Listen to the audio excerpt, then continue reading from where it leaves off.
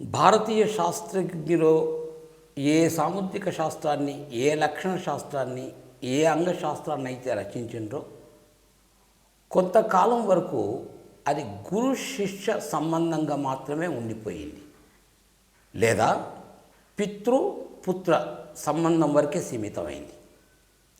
ఇది దైవ సంబంధమైనటువంటి శాస్త్రం కాబట్టి ఇంకొకరు చదువుకోవటానికి వీలు లేదని చెప్పటం వలన, వ్రాయకూడదని చెప్పటం వలన, దాని ఏడ తప్పిదం జరగకూడదన్న భావన చేతను, విదేశీయుల యొక్క ప్రభావం చేతను కొంతకాలం వరకు అది బయటపడలేకపోయింది.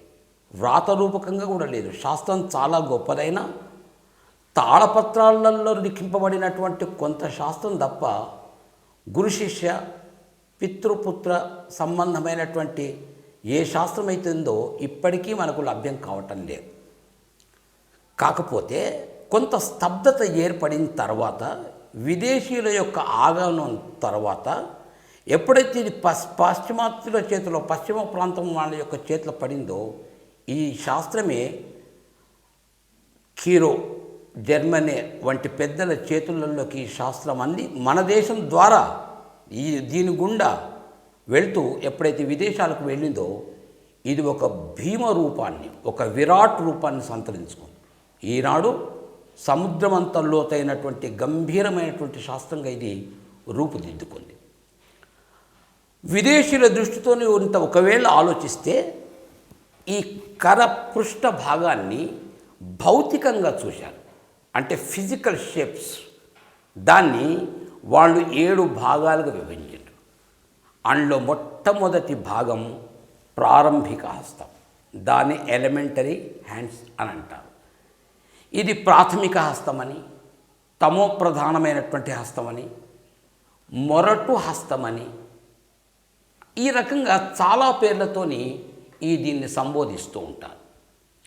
అంటే దీని యొక్క వేళ్ళు కూడా పొట్టిగా ఉండటం, మొరటుగా ఉండటం, బరువుగా ఉండటం, ఇటువంటివి మనకు చూస్తారు.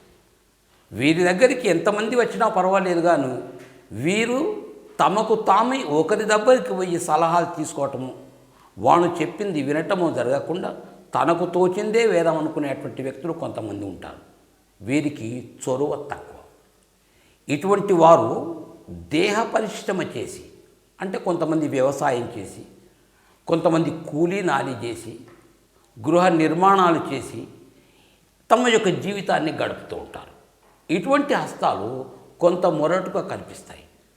తమో గుణ ప్రధానులు అన్నంత మాత్రంలో అన్నీ అవే గుణాలు ఉంటాయని, వారి భాగ్యం పండదని, మొరటు వ్యక్తులని కేవలం ఒక్క చెయ్యినో, ఒక్క రేఖనో, ఒక్క గుర్తునో, ఒక్క గ్రహపర్వత ప్రాంతాన్నో చూసి మాత్రం ఫలితం చెప్పడానికి వీల్లేదు.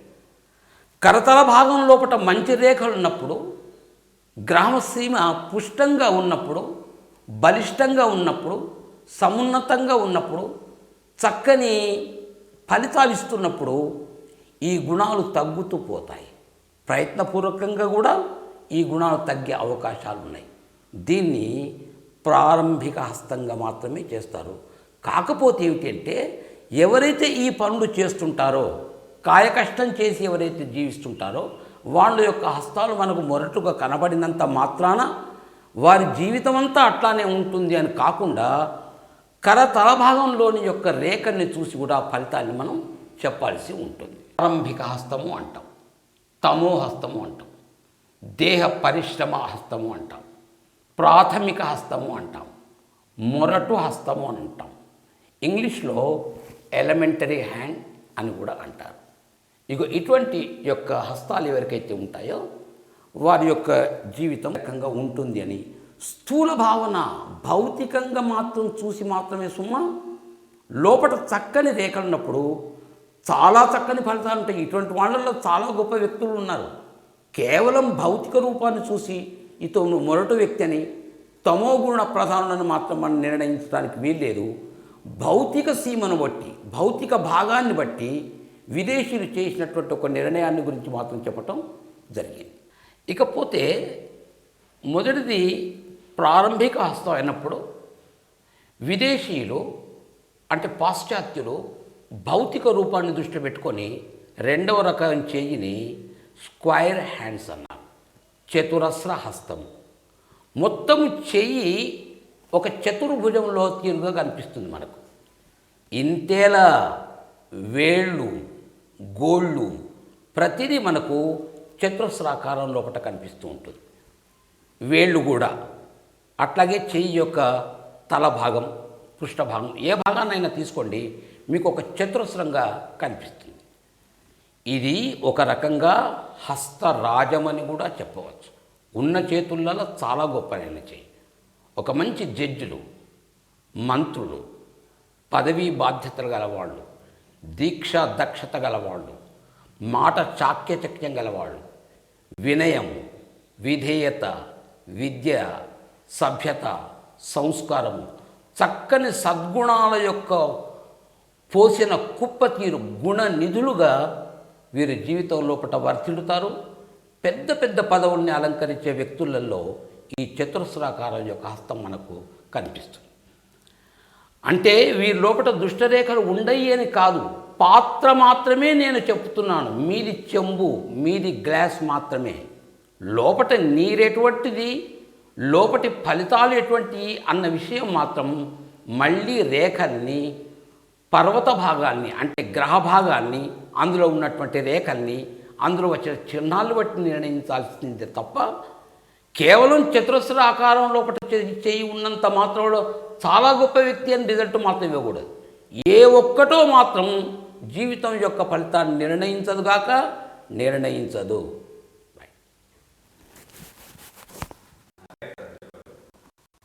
ఇంతకుముందు మీకు చతురస్రాకారాన్ని గురించి చెప్పాను కదా, దాని ఆకారం భౌతికంగా ఎట్లా ఉంటుంది ఒకసారి చిత్ర రూపంలో చూడండి. ఇది చతురస్రాకారం యొక్క హస్తం, స్క్వైర్ హ్యాండ్స్ అని అంటాం వీటిని. భౌతికతను దృష్టి పెట్టుకొని మూడవ రకం చేతిని తత్వ జిజ్ఞాస హస్తము, ఫిలాసఫికల్ హ్యాండ్. దీన్ని దార్శనిక హస్తము అని కూడా అంటాం. ఇటువంటి వ్యక్తులలో మంచి విద్యాధికులు, వినయశీలురు, విద్యాశీలురు, వినమ్ర భావన, చక్కని కవులు, అష్టావధానులు, నాయకులు గొప్పగా ఉంటారు. చేయి పొడవుగా ఉంటుంది, కాస్త బక్క చిక్కి ఉంటాయి వేళ్ళు. కానీ ఈ యొక్క అస్థికా భాగం ఏదైతే ఉంటుందో ఉబికినట్టు కనిపిస్తాయి. కాబట్టి ఉబికిన హస్తాలు అని కూడా అంటారు. అంటే ఆ వేళ్ళ యొక్క కొనలు, ఆ అస్థిక భాగాలు మధ్య భాగం సన్నగా, మీద ఉబ్బటం సన్నగా, ఉబ్బటం సన్నగా, కడుపులు ఉబికినటువంటిగా మనకు ఈ యొక్క వేళ్ళు కనిపిస్తాయి. కాబట్టి కడుపు లుబికిన హస్తం కూడా కొంతమంది దీన్ని వ్యవహరిస్తూ ఉంటారు. ఇటువంటి వ్యక్తులలో చాలా గుప్తులు ఉంటారు. ఏ రకంగానైతే స్క్వైర్ హ్యాండ్స్, చతురస్ర హస్తాన్ని మనం హస్తరాజము అన్నామో, ఇది కూడా ఆ సమానమైనటువంటి హస్తం అని చెప్పచ్చు. ఇటువంటి హస్తాలలో గొప్పనైనటువంటి వ్యక్తులు ఉంటారు. మిగతా ఫలితాలు రేఖల్ని బట్టి, గ్రహసీముల్ని బట్టి, అందులో వచ్చే గుర్తులను బట్టేసి మనం నిర్ణయించాల్సి ఉంటుంది.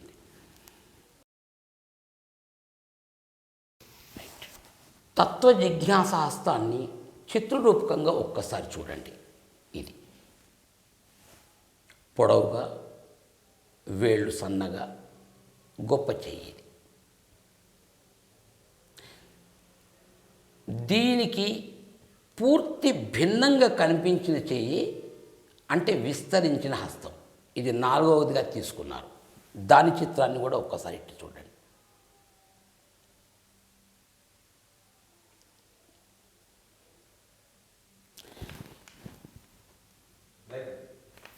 వేళ్ళు విస్తరించి ఉన్నట్టుగా కనిపిస్తుంటాయి. అంటే గొప్ప వ్యక్తులుగా ఉంటారు. కొద్దిగా రజోగుణ హస్తం అని కూడా అంటారు. దీన్ని కుంభాకార హస్తం అని కూడా అంటారు. వేళ్ళు, గోళ్ళు దూరం దూరంగా ఉంటుంటాయి. కాబట్టి వీర ప్రకృతి గలటువంటి వారు. ఇటువంటి వ్యక్తులకు కుజుడు సాధారణంగా కుజగ్రహ ప్రధానులై ఉంటారు. అంటే ఈ భాగాలు ఏవైతే ఉన్నాయో, కుజగ్రహం అవుతుందో, కుజుని యొక్క మార్స్ బెల్ట్ అవుతుందో కొద్ది విస్తరించి ఉంటుంది, కొద్ది ఉబికి ఉంటుంది. ఆవేశపరులుగా ఉంటారు. ఇటువంటి వ్యక్తులు సాధారణంగా సైనికులలో, పోలీస్ శాఖలలో, దేహ పరిశ్రమ గట్టిగా చేసే వ్యక్తులలో, రహస్య స్థావరాలలో ఉండేటువంటి వ్యక్తులు, లేదా వైండింగ్, వెల్డింగ్ ఆర్టిస్టులు కూడా ఇందులో ఉండవచ్చు. చక్కని క్రమశిక్షణ కలిగినటువంటి వ్యక్తులు మంచి తీర్పు చెప్పగలుగుతారు, మంచి మాట తీరు ఉంటుంది. కానీ ఏది చెప్పినా కాస్త కఠినంగా చెప్పి ఉన్నది ఉన్నట్టు చెప్పే తత్వం గలవాళ్ళు దీనికి సంబంధించిన వ్యక్తులుగా భావించాలి. ఇది కేవలం 0.1%, ఒక 5% మాత్రమే ఫలితాన్ని ఇస్తుంది తప్ప, అంటే ఏ చేతులైనా అయినా భౌతికంగా మిగతా ఫలితాలన్నీ చాలా విషయాలు మీకు రేఖని బట్టి ఉంటుంది. కానీ ఆ పాయింట్ను కూడా విడిచిపెట్టకూడదు, ఆ 0.5ను కూడా విడిచిపెట్టకూడదు అన్న అభిప్రాయంతో కేవలం పరిచయం మాత్రం చేసి ఆ చిత్రాన్ని మాత్రం చూపిస్తున్నాను. మిగతా ఫలితాలన్నీ కూడా మీకు తలభాగం లోపట, అంటే హస్త తలభాగం లోపట, అంటే అరచేతి లోపట మనకు కనిపిస్తాయి. దాన్ని బట్టే భాగ్యాన్ని నిర్ణయించాలి తప్ప కేవలం హస్తాల యొక్క భౌతిక స్థితిని బట్టి మాత్రం కాదు. స్థూలంగా ఆలోచిస్తే ఈ స్వభావం కల వ్యక్తులై ఉంటారు, అంత మాత్రమే చెప్తున్నారు పెద్దలు. ఇక 5వ రూపం భౌతికంగా కళాహస్తము. దీన్ని అదోక హస్తము అని కూడా అంటారు. భౌతికంగా మనకిట్లా కనిపిస్తుంది. అంటే మణికట్టు భాగం కొద్దిగా వెడల్పుగా ఉన్న పోను పోను పోను పోను వేళ్ల దగ్గర సన్నగా అవుతూ పోతుంటాయి. వీరు సాధారణంగా కళాప్రియులై ఉంటారు. సంగీతజ్ఞులు, చిత్రకారులు, శిల్పకారులు, అవధానులు, చిత్రసీమల్లో పరిశ్రమ చేసేవాళ్ళు, కెమెరామెన్లు, ఇటువంటి రకరకాల వృత్తుల్ని కళాప్రధానంగా మాత్రం ఉండాలి అంటే కళాప్రియులు ఇటువంటి భావాన్ని కలిగి ఉంటారు. మిగతా ఫలితాలు జీవితానికి సంబంధించిన ఫలితాలు రేఖల్ని గ్రహాల్ని పట్ట మనం నిర్ణయిస్తాం. కాబట్టి 5వ రూపం మీకు కళాహస్తంగా తీసుకున్నారు విదేశీయులు. దీన్ని మొనదేలిన హస్తము అని అంటాం. కొస్సెగా ఉంటుంది, సన్నగా ఉంటాయి వేళ్ళు, చివరలు పాయింటెడ్ ఫింగర్స్ అంటారు, అందుకోసం పాయింటెడ్ హ్యాండ్స్ అని అంటారు. అంటే చూడటానికి కొద్దిగా కొస్సెగా ఉంటుంది. చిత్రాన్ని చూడండి మీరు. ఇటువంటి వారు విద్యాశీలురు, వినయశీలురు, సత్యశీలురు, సుశీలురు, చాలా గొప్ప గుణాలు ఉంటాయి. ఆర్థికంగా, మానసికంగా, శారీరకంగా, కళాత్మకంగా గొప్ప గొప్ప గుణగణాలు ఉంటాయి. దీక్ష, దక్షతలు వీరుంటాయి. ఏ వృత్తిని చేపట్టినా, ముఖ్యంగా కళాప్రధానమైనటువంటి వృత్తిని చేపట్టి మంచి సంగీతజ్ఞులు ఉంటారు, మంచి చిత్రకారులు ఉంటారు, మంచి జ్యోతిష్యులు ఉంటారు, మంచి చిత్ర పరిశ్రమ లోపల రాణింపు పొందినటువంటి వ్యక్తులు ఈ హస్తాలకు చెందిన వ్యక్తులై మాత్రమే ఉంటారు. మిగతా వృత్తులు చేయరని కాదు, కానీ ఇటువంటి వాళ్ళు ఆ రకంగా రాణింపు పొందే అవకాశాలు ఎక్కువ ఉన్నాయి. కాబట్టి అటువంటి విభాగాలను ఎన్నుకోవటంలో ఇటువంటి హస్తాలు గల వాళ్ళు ప్రయత్నశీలులై ఉంటే సాఫల్యాన్ని సాధించగలుగుతారు. చివరిగా 7వ భాగంగా విభజించినటువంటిది మిశ్రమ హస్తం. ఒకసారి దయచేసి చిత్రాన్ని చూడండి. ఇది మిశ్రమ హస్తం.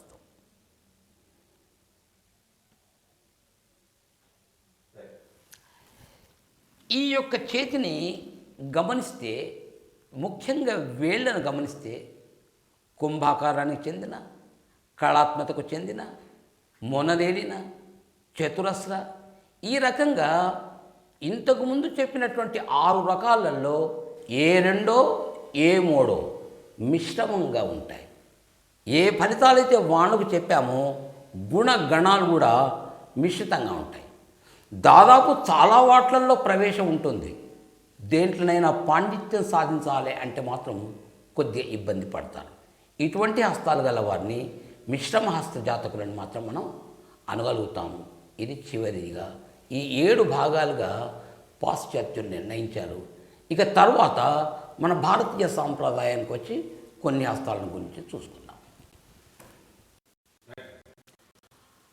భౌతికతను అంటే ముంజే యొక్క భౌతికత రూపాన్ని దృష్టిలో పెట్టుకొని ప్రసిద్ధ సాముద్రిక శాస్త్రజ్ఞుడు కీరో గారు ఈ చేతుల్ని 3 భాగాలుగా విభజించారు. ఒకటి అనుభవ హస్తం అని, ఎక్స్పీరియన్స్ హ్యాండ్ అని. ఆ పేరులో పట్టినే దాని యొక్క భావం స్పష్టమవుతుంది. రెండవది మానసిక హస్తాలని, సైకలాజికల్ హ్యాండ్స్ అని. మూడవది మిశ్రమ హస్తాలని, అన్నిటిలా మిశ్రమంగా ఉంటాయి. ఈ 3 భాగాలుగా కీరో గారు, కొంతమంది షీరో అని కూడా అంటారు, వారు అట్ట చేశారు. ఇంకా కొంతమంది విదేశీయులు క్రికెట్స్ హ్యాండ్స్ అని, మర్డర్స్ హ్యాండ్ అని, డర్టీ ఫెలోస్ హ్యాండ్ అంటే ఎవరైతే మొరటుగా ఉంటారో, మోటుగా ఉంటారో అటువంటి హస్తాల్ని మళ్ళీ కొన్ని భాగాలు చేస్తూ పోయారు. మన భారతీయులు మాత్రం కేవలం గ్రహ ప్రధానంగా కొన్ని భాగాలు చేశారు. కేవలం భౌతికతను దృష్టిలో పెట్టుకునే, ఫలితాన్ని దృష్టిలో పెట్టుకొని మాత్రం కాదు. ఉదాహరణగా ఎవరికైతే ఈ వేలు కొద్దిగా పెద్దగా ఉండి, అంటే జూపిటేరియన్ హ్యాండ్ అంటాను చూసారా, అంటే గురు ప్రధాన హస్తాలు, గురు గ్రహ ప్రధాన హస్తాలు, వాళ్ళల్లో గురుగ్రహ కారకాలు ఎక్కువ వర్ధిల్లుతుంటాయి. ఇది మన భారతీయుల యొక్క విభాగాలు. రెండవది శనిగ్రహ ప్రధాన హస్తాలు, దానికి ఈ 2వ వేలు ప్రాధాన్యత వహిస్తుంది.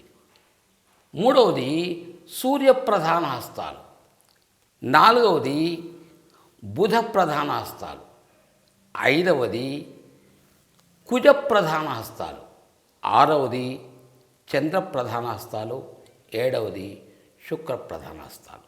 అంటే ఆ చేతుల్ని మనం గమనిస్తున్నప్పుడు ఆయా గ్రహ పర్వత పీఠాలు, అంటే పర్వతాలు కొద్దిగా ఉప్పెద్దుగా ఉండటం, ఆ వ్యక్తులలో ఆ కారకాలు వర్ధిల్లటం, ఆ గుణగణాలు కలిగి ఉండటం, ఆయా వృత్తుల్ని చేపట్టడం వలన గ్రహ ప్రధానంగా భారతీయ శాస్త్రజ్ఞులు ఇట్లా వాళ్ళు 7 భాగాలుగా చేశారు. కొంతమంది తత్వాల్ని బట్టి జలతత్వ ప్రధాన హస్తాలని, అగ్నితత్వ ప్రధాన హస్తాలని, భూమ్యా హస్తాలని, వాయు హస్తాలని, ఈ రకంగా తత్వాల్ని బట్టి కూడా హస్తాన్ని భిన్న విభిన్న రీతులలో చేశారు.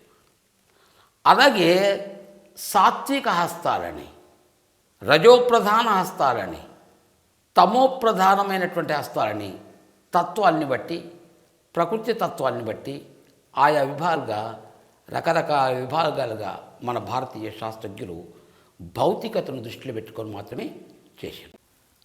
ముంజే యొక్క భౌతిక రూపాన్ని బట్టి పాశ్చాత్యులు ఎన్ని భాగాలుగా చేశారు, దేశీయులు ఎన్ని భాగాలుగా చేశారు, స్వల్పంగా వాటి యొక్క ఫలితాలను చెప్పటం జరిగింది. విస్తృతమైనటువంటి అధ్యయనం కావాలి అంటే రకరకాల రచయితల యొక్క గ్రంథాలు చదవటం కూడా చాలా అవసరమై ఉంటుంది.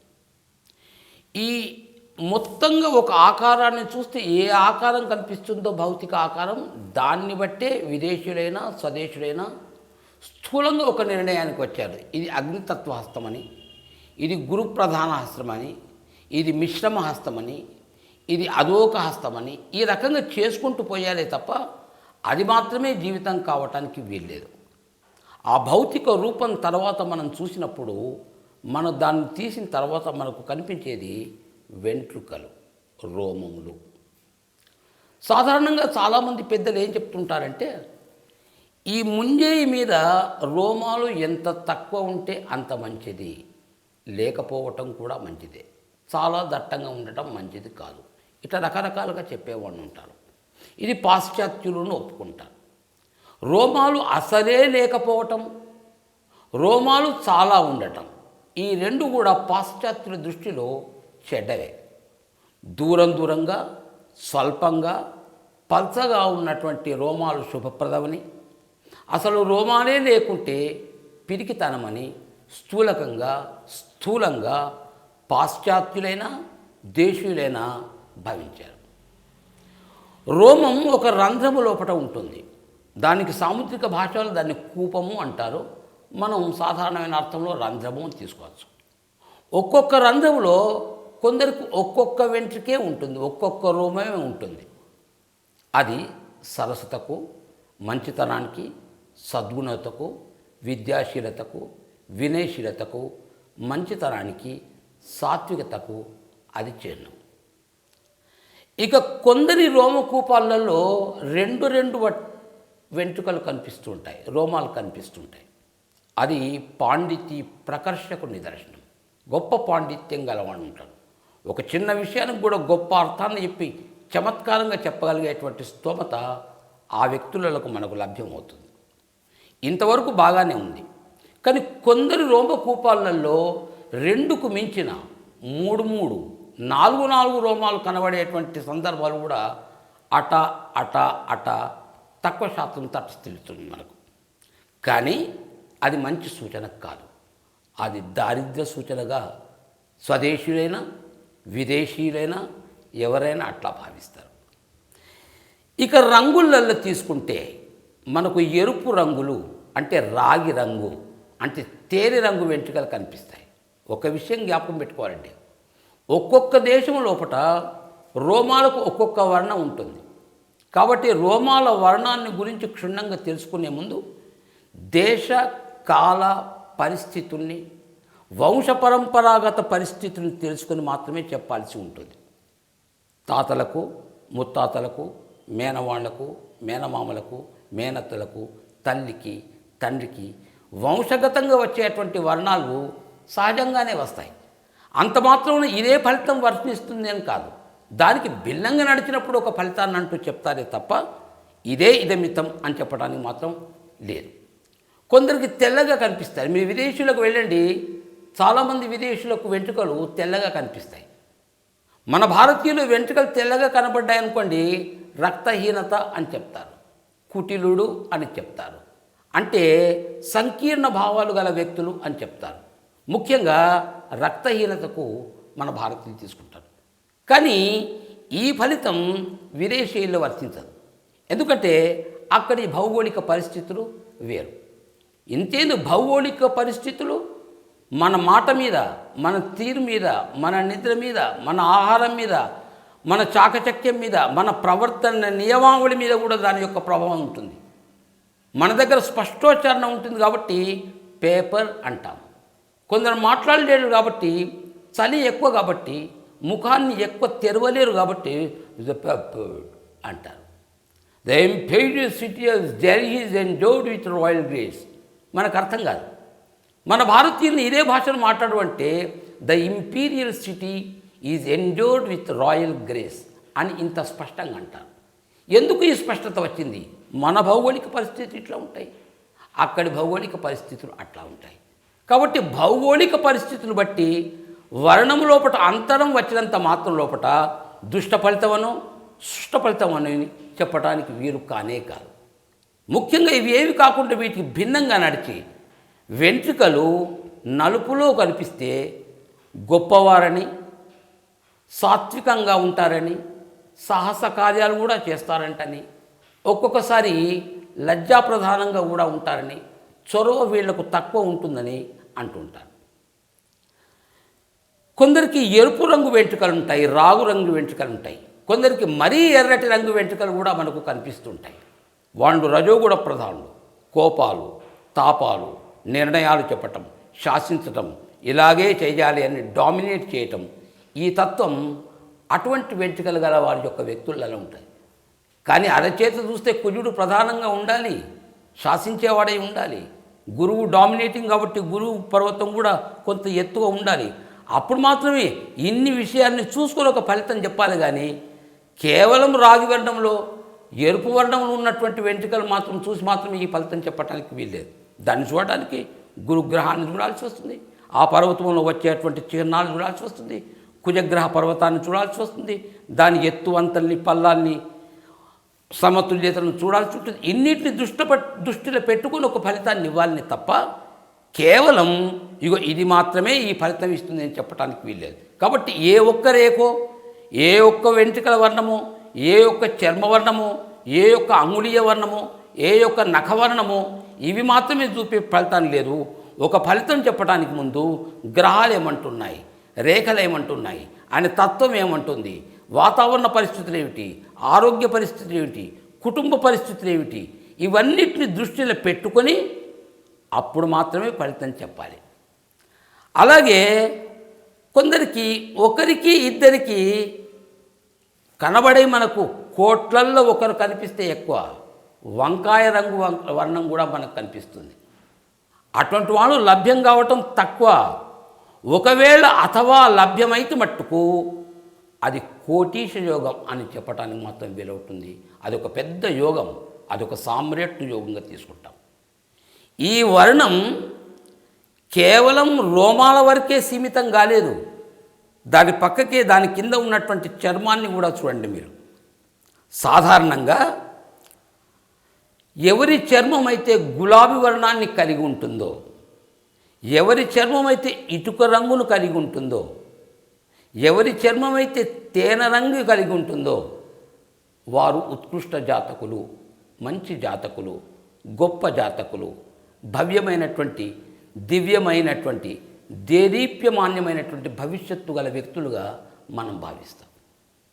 కొంతమంది చేతులు నలుపుగా ఉంటాయి, తమో గుణ ప్రధానులని, ఎక్కడికి తానై పోలేని స్థితి ఉంటుందని, చొరవ తక్కువ ఉంటుందని, కఠినమైన నిర్ణయాలు తీస్తుందని, ఏకాంత ప్రియత్వం గలవాడని, నిరాశ నిస్పృహలకు గురి అయ్యేటువంటి వ్యక్తులని అనుకుంటాం.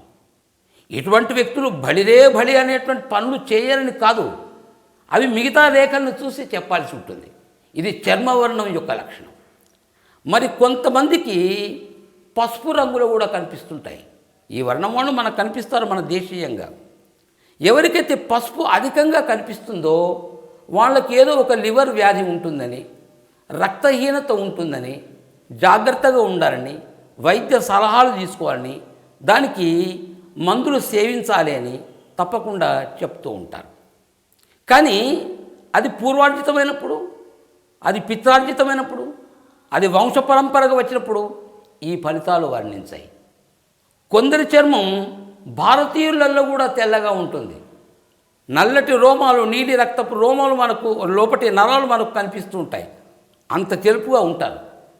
కొంతమంది కొద్ది అతిశయోక్తి అనుకోండి, ఒకవేళ తాంబూలం నవిలి మింగుతుంటే ఆ సున్నము కాచు కలిసినటువంటి ఎరుపు రంగు కూడా కంఠంలో కనిపించేటువంటి తెలుపు వర్ణం గల వ్యక్తులు కూడా మనకు కనిపిస్తూ ఉంటారు. అట అంత మాత్రాన వాళ్ళకు రక్తహీనత అని చెప్పడానికి వీల్లేదు. వాళ్ళ పూర్వజుల్ని ఒకవేళ ఇంత మనం పరీక్షిస్తే తల్లిదండ్రులే ఉండాలని కాదండి, తాతన్నదాలు 7 వంశాల 7 పిఢీల వరకు సరిపోయేటువంటి ఏ వ్యక్తులలో ఆ వర్ణం ఉన్న మనవలకో ముమ్మనవలకో తర్వాత వారికో ఈ ఏ వంశ పరంపర ఉంటుందో తరాలు, ఆ తరాలలో ఏ వర్ణమైనా వచ్చే అవకాశం ఉంటుంది. కాబట్టి రోమవర్ణమో చర్మవర్ణమో జాతకుడి యొక్క సంపూర్ణ భవిష్యాన్ని నిర్ణయించే శక్తి వాటికి లేదు. వర్ణభరితం జీవితం, ఒక వర్ణభరితం. ఎంతైనా మనం భోంచేస్తాం, మనం వర్ణాన్ని ఇష్టపడతాం. ఇప్పుడు స్టీల్ ప్లేట్లలో లేదా మరో అటువంటి పాత్రలలో మనం భోంచేస్తాం, కంచాలలో భోంచేస్తాం. కానీ ఒకప్పుడు చక్కని విస్తర్లలో భోంచేసేవాళ్ళు. అదొక ఆకుపచ్చని రంగులో ఉండేది, అదొక గ్రహం యొక్క కలర్. అదే రకంగా మనం అన్నాన్ని వడ్డించుకొని తింటాం, అదొక తెలుపు రంగు లోపల ఉంటుంది, అది శుక్రునికి సంబంధించినటువంటి కలర్.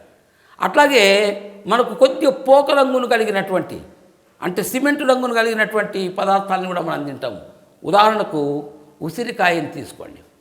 అట్లాగే పెసరపప్పు, కందిపప్పు పసుపు వర్ణాలను కలిగి ఉంటాయి, అది గురుగ్రహానికి సంబంధించినటువంటి ఇది. మామిడికాయ ఆవలు వేసుకుంటాం, పచ్చళ్ళు వేసుకుంటాం, ఎరుపు రంగులో ఉంటాయి. అంటే అన్ని వర్ణాలను కలిపి భోంచేసిన వ్యక్తులు చాలా ఆరోగ్యంగా ఉండేవాడు. అంటే గ్రహాల యొక్క రంగుల యొక్క ప్రభావం మన జీవితం మాత్రం మీద పడుతుంది. అంత మాత్రంలో కేవలం వర్ణాల్ని జీవితాన్ని శాసిస్తాయని, జీవుల్ని శాసిస్తాయని చెప్పడానికి వీల్లేదు. వాటిని శాసించటానికి నాళికా రేఖలు, గుర్తులు, పర్వతాలు, సమున్నతాలు, ఇవన్నీ వీటన్నిటిని దృష్టిలో పెట్టుకొని చెప్తేనే ఒక జాతక భాగాన్ని చెప్పినట్టు, జాతకుని యొక్క భవిష్యత్తును చెప్పగలిగినట్టు. ఇవి చాలా కాలం పట్టకూడదు. లిప్త కాలం లోపల వీటిని అధ్యయనం చేయటం, ఫలితాలను చెప్పటం జరుగుతూ పోవాలి. ఇది చర్మ వర్ణాల కిందికి తీసుకుంటాం. వేళ్ళు పొడుగుగా ఉంటాయి, పొట్టిగా ఉంటాయి, వంకర టింకరగా ఉంటాయి, సొంపులు ఉంటాయి, వంపులు ఉంటాయి, పెంపులు ఉంటాయి, దిగుళ్ళు ఉంటాయి, ఎత్తుళ్ళు ఉంటాయి, రకరకాల ఆకారాలలో కనిపిస్తుంటాయి భౌతికంగా చూసినప్పుడు. గోళ్ళల్లో కూడా భిన్నతత్వాలు కనిపిస్తుంటాయి. వేళ్ళల్లో ఈ వర్ణాలు కనిపిస్తాయి, గోళ్ళల్లో కూడా ఇవే వర్ణాలు. ఏది? పసుపు, తెలుపు, నలుపు, ఎరుపు, ఇటువంటి వర్ణాలు. గోర్ల ఎరుపు వర్ణం చూస్తే కొద్దిగా ఉగ్రరూపి అని చెప్పవచ్చు, కోపతాపాలు అని చెప్పవచ్చు. గోళ్ళల్లో మీకు పసుపు రంగు వచ్చి కనిపించింది అనుకోండి, రక్తహీనత అని చెప్పుకోవచ్చు. నలుపు రంగు కనిపించింది అనుకోండి, వైద్యుని సలహాలకు పరిగెట్టాలి. రక్తహీనత పూర్తిగా ఎదిరినప్పుడు, హృదయ వ్యాధి సోకినప్పుడు, లివర్ వ్యాధి సోకినప్పుడు, మరేదైనా ప్రబలమైనటువంటి కారణాలతో గోళ్ళు నల్లపడుతూ పోతుంటాయి. చాలామంది భయపడుతుంటారు.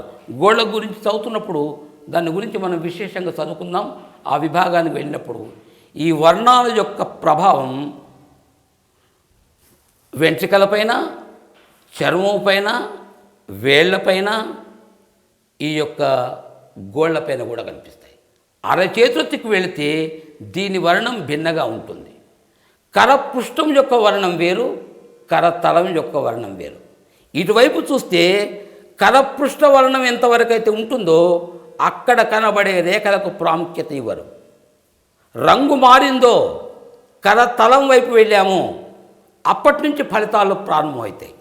అందులో వచ్చినటువంటి రేఖల్నే, అందులో కనిపించే పర్వత భాగాల్లోని యొక్క చిహ్నాలను బట్టి మాత్రమే మనం నిర్ణయిస్తాం. కాబట్టి రోమములు, రోమకూపములు, రోమకూపస్థ రోమముల యొక్క సంఖ్య, చర్మవర్ణము, దాని భాగ్యము, గోళ్ళు, గోళ్ళ వర్ణము, ఇవన్నిటినీ స్థూలంగా చర్చిస్తూ పోవాలి తప్ప సూక్ష్మంగా చర్చించడానికి మాత్రం వీల్లేదు. ఇవి పూర్ణ ఫలితాలను ఇవ్వకుండా కొంత శాతం ఫలితాలను మాత్రమే ఇస్తాయి. పరిపూర్ణమైనటువంటి ఫలితాలను ఇచ్చేటి గ్రహ పర్వతాల యొక్క, అందులో ఉన్నటువంటి చిహ్నాల యొక్క, రేఖల యొక్క ఫలితాలు మాత్రమే, వాటి కారకాలు మాత్రమే జాతకునికి వర్తింపబడి వాని యొక్క సౌభాగ్యాన్ని జాజ్వల్యమాగంగన అధమంగన నిర్ణయించే శక్తి సామర్థ్యాలు వాటికి మాత్రమే ఉన్నాయి. ఈ రెండు భాగాల్ని చూసుకుంటూ, కొంతమందికి చాలా తక్కువ రేఖలు ఉంటాయి, 3 రేఖలు కనిపిస్తాయి, 4వ రేఖే కనబడదు. అంత మాత్రాన దౌర్భాగ్యుడు అనడానికి వీల్లేదు. అందులో నాలికా రేఖలు ఎట్లా ఉన్నాయి, ఎన్ని చక్రాలు ఉన్నాయి, ఎన్ని శంఖాలు ఉన్నాయి. అప్పుడు కరపృష్ఠ భాగాన్ని కూడా చూడండి. చర్మం ఏమంటుంది, రోమాలు ఏమంటున్నాయి, గోళ్ళల్లో ఏమున్నాయి, చదవటానికి ఎన్ని ఉన్నాయండి. చదివే శక్తి, చదివే క్షమత గొప్పగా ఉండాలి. కానీ రన్నింగ్ కామెంటరీ చేస్తూ పోండి. ప్రతి వ్యక్తిలో ఒక భాగ్యం, ఒక అగ్ని ఉంటుంది. జస్ట్ మనం ఊదాలి అంతే. ఆ గాలి సోకిందో అందులో ఉన్నటువంటి నిప్పు రవ్వలు పైకి వస్తాయి, అతని యొక్క భాగ్యం బయటపడుతుంది. ఈ రకంగా అధ్యయనం చేస్తూ పోయినప్పుడు మాత్రమే ఒక సాముద్రికుడు సఫలీకృతుడు గారుతాడు భాగ్యాన్ని చెప్పటంలో.